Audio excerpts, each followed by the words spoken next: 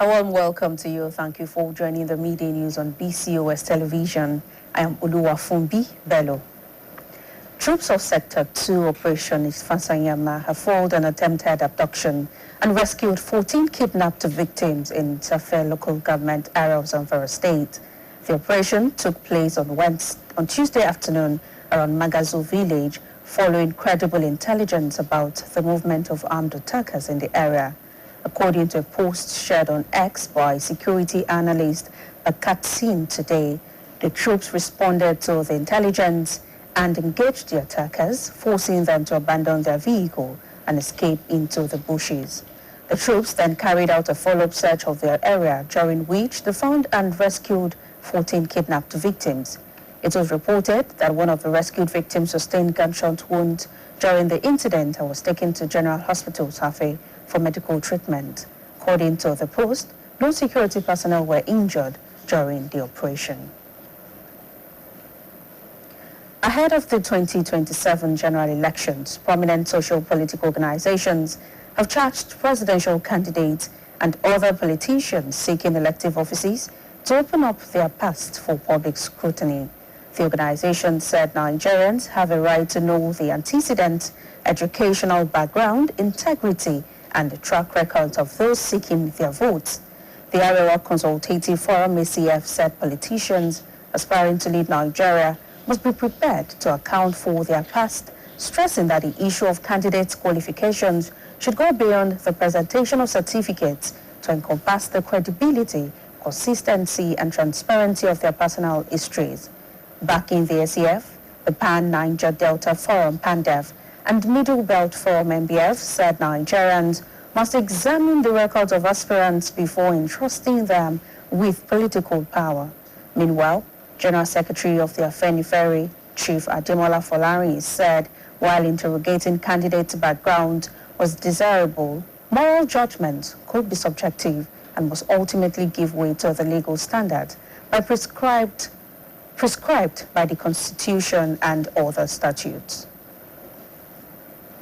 Meanwhile, Amnesty International and Yaga Africa have condemned Chairman of the Kuje Area Council, Federal Capital Territory, Samuel Shekolo, over alleged threat to eject residents who refused to join or vote for the All Progressives Congress APC in 2027.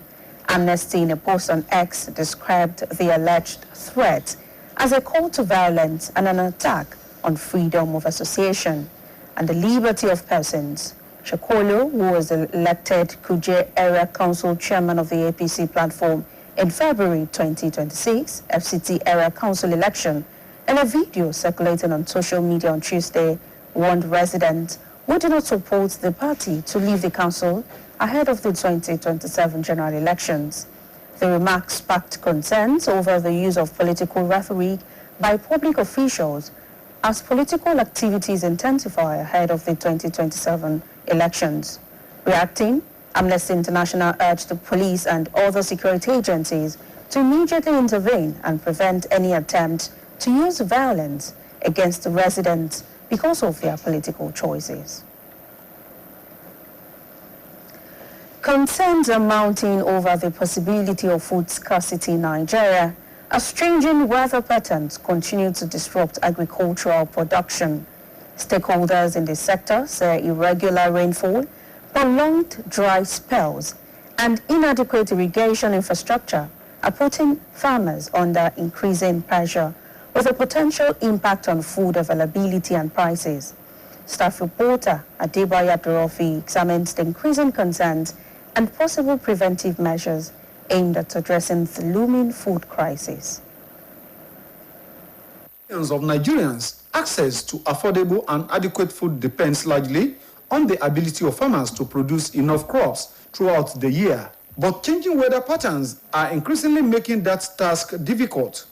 Farmers who traditionally depend on rainfall for cultivation are now confronted with unpredictable rain patterns, raising concerns about crop failure, reduced yields, and rising food prices. For the chairman, All Farmers Association of Nigeria, AFAN, Oyo State Chapter, and coordinator, AFAN Southwest Region, Mr. Abbas Adekunle, The changing weather pattern has become one of the major challenges confronting agricultural production.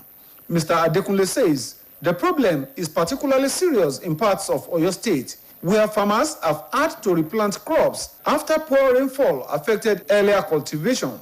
He stressed that the situation has persisted for several years, with farmers in some communities unable to recover their investments because expected harvests were lost. We have two scarcity, that is unavailability of enough food. And now the scarcity in terms of price, that is the food that will be available. Those are the things they were trying to tell us. The food that will be available then the demand will be more than its supply. Though there is tendency of hiking price. The time the rain is supposed to fall is not the time the rain is falling again. And most especially at this western region, there is not any tangible farm owned by the governments, a bigger place that has a kind of irrigation system that the farmer can just go there and be making use of it. The farmers' representative is also concerned about the limited availability of functional irrigation facilities, arguing that agriculture can no longer depend almost exclusively on rainfall. He identifies abandoned or underutilized irrigation infrastructure and large tracts of government-owned farmland as opportunities that could be revived to boost food production. One big, vast land in Oyo State, owned by the federal government, that the land was earmarked for farming activities. As I'm talking to you, that land is more than 2,000 hectares. When I was looking for a very big land that wants to use for farming activities, that is when we detected it. On getting there, you will see pipes that they have already laid pipes on it for long, and that land is not functioning again. The uncaring attitude of governments towards what is happening to the farming business in Nigeria will continue to make the food scarce. For the Deputy National President, Rice Farmers Association of Nigeria, Mr. Victor Korede, climate change is already affecting food production through irregular rainfall. He advocates greater investment in irrigation, particularly solar-powered systems, which he says could provide a more sustainable alternative to fuel-dependent irrigation. Mr. Korede says the transition will require stronger government support, including funding, infrastructure, and policies that encourage farmers to adopt modern agricultural technologies. While farmers are being encouraged to embrace technology and commercial agriculture, stakeholders say the responsibility cannot rest on them alone. Government has no business in business, but government has a stake in business or not businesses. Government should create a leverage, make the environment, suitable for those who are in business to thrive. Let there be a good funding system. We allocate this place for you, and you are there, somebody's monitoring. At the end of the day, you pay. It's either you pay in advance or you pay at the end of farming season. So there should be there should be coordination and monitoring. So to make sure that if more government spends money somewhere, the money comes back or is returned. So that should be returned and invested to government. Beyond irrigation, experts and farmers say climate-smart agriculture will require improved access to drought and climate-resilient crop varieties, better weather information, mechanization, storage facilities, and extension services. The immediate concern, however, is how to prevent reduced production from translating into greater food scarcity and higher prices. For farmers, the message is clear. The changing climate is no longer a distant environmental concern. It is already affecting what can be planted, when it can be planted, and how much can ultimately reach the market. Adebayo Abdurrafi, BCOS News. Various state governments have expressed deep sorrow over the passing of former Secretary to the state government, Alhaji Wahid Olajide, describing the loss as both shocking and painful. This was disclosed in a statement today by the Special Advisor Media to the State Governor, Dr. Sulaiman Olariwaju. In the statement, the acting governor, Barrister Bayo Lawal, extended heartfelt condolences to the family of the late Olajide and prayed to Allah to grant his soul eternal rest. Barrister Lawal described the late SSG as a patriotic and dedicated leader who made significant contributions to the development of Oyo State during his tenure. He added that the state would remain forever grateful for his service and commitment. You can reach us on GoTV channel 134 and channel 113 on Star Times. And now before I go, security is everyone's business. When you see something, say something. And that ends Alt Media News. Thank you for staying with us. Good afternoon.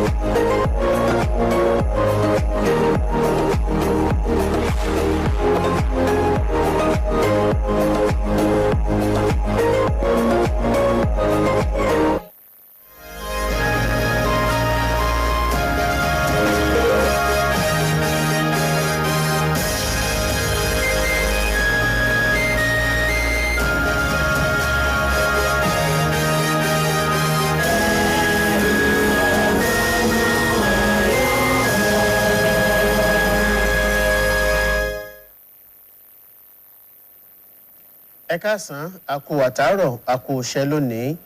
Ìròyìn ọjọ́ kan rí la mú wá fún yín. Ayọ̀rìndé Ọlágòkè lórúkọ mi.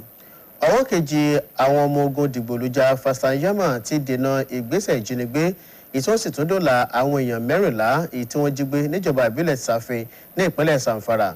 Iṣẹ́ náà ló wáyé ní ọ̀sán ọjọ́ ìṣẹ́gun ní agbègbè abúlé Magazu lẹ́yìn tí wọ́n gba ìròyìn tanilólobó nípa ìgbésẹ̀ àwọn ajínigbé náà ní agbègbè ọ̀hún ní ìbámu sí àtẹ̀jáde tí ó wà lórí ìtàkùn ìbánidọ́rẹ̀ẹ́ X láti ọwọ́ onímọ̀ nípa ọ̀rọ̀ ètò ààbò Bakastin láàárọ̀ òní. Àwọn ọmọ ogun tètè jí gìrì sí ìpè ọ̀hún tí wọ́n sì fi gbé pẹ́rẹ́gì kaná pẹ̀lú àwọn èèyàn lábẹ́ ọ̀hún ètò sì mú wọn fi ọkọ̀ wọn sílẹ̀ tí wọ́n sì mórí lẹ́nu igbó. Àwọn ọmọ ogun náà wọ inú igbó ọ̀hún tì wọ́n níbi tí wọ́n ti rí àwọn èèyàn 14 tí wọ́n ti jí gbé nínú igbó ọ̀hún. Ṣáájú ètò ìdìbò tí ó wáyé lọ́dún 2027 lẹ́gbẹ́lẹ́gbẹ́ ni wọ́n ti rọ àwọn olùdíje fún ipò ààrẹ àti àwọn olóṣèlú mìíràn tó fẹ́ díje dupò láti jẹ́ kí àwọn èèyàn mọ̀ nípa wọn àti àtìmáṣebọ wọn láti ẹ̀yìn wá kí wọ́n lè fi ṣe ìwádìí kúnkún nípa àwọn èèyàn ọ̀hún. Àwọn ẹgbẹ́ náà sọ pé àwọn ọmọ orílẹ̀-èdè Nàìjíríà ló nílò láti mọ̀ nípa àtìmáṣebọ wọn, ètò ẹ̀kọ́ wọn, bí wọ́n ṣe jẹ́ ọmọlúàbí sí láwùjọ àti àwọn àkọsílẹ̀ tí àwọn èèyàn náà ní tí àwọn èèyàn náà sì fẹ́ mọ̀ nípa rẹ̀. Ẹgbẹ́ àwọn ẹ̀yà rẹ̀ wá lórílẹ̀‐èdè Nàìjíríà sọ pé àwọn olóṣèlú tó ń gbèrò láti jẹ́ aṣáájú nílẹ̀ yìí gbọ́dọ̀ ti múra sílẹ̀ láti jábọ̀ ìríjú wọn nípa àwọn nǹkan tí wọ́n ti ṣẹ́yìn kí ẹgbẹ́ ọ̀hún sì tún jẹ́ kí ó di mọ̀ wípé mímọ̀ pé kíkójú òṣùwọ̀n àwọn olùdíje ló kọjá ọ̀rọ̀ ìwé ẹ̀rí. Ó gbọ́dọ̀ jẹ́ bí wọ́n ṣe kójú òṣùwọ̀n sí àti níní ìwà àkóyawọ́. Nígbà tí ó ń kín ẹgbẹ́ Arẹwà lẹ́yìn, ẹgbẹ́ PANDEF àti MBF náà sọ pé àwọn ọmọ orílẹ̀-èdè Nàìjíríà gbọ́dọ̀ ṣàgbéyẹ̀wò àti máa ṣe bọ àwọn olùdíje náà kí ó tó di wípé wọ́n dìbò yàn wọ́n sípò agbára. Bákan náà ẹ̀wẹ̀, akọ̀wé àgbà ẹgbẹ́ Afẹ́nifẹ́re Olóyè Adémọ́lá Fọlárìn sọ pé bí ó ṣe dára tó láti fi ọ̀rọ̀ wá àwọn olùdíje náà lẹ́nu wò, àtúngbọ́dọ̀ wo nǹkan tí òfin lẹ̀ yìí bá là kalẹ̀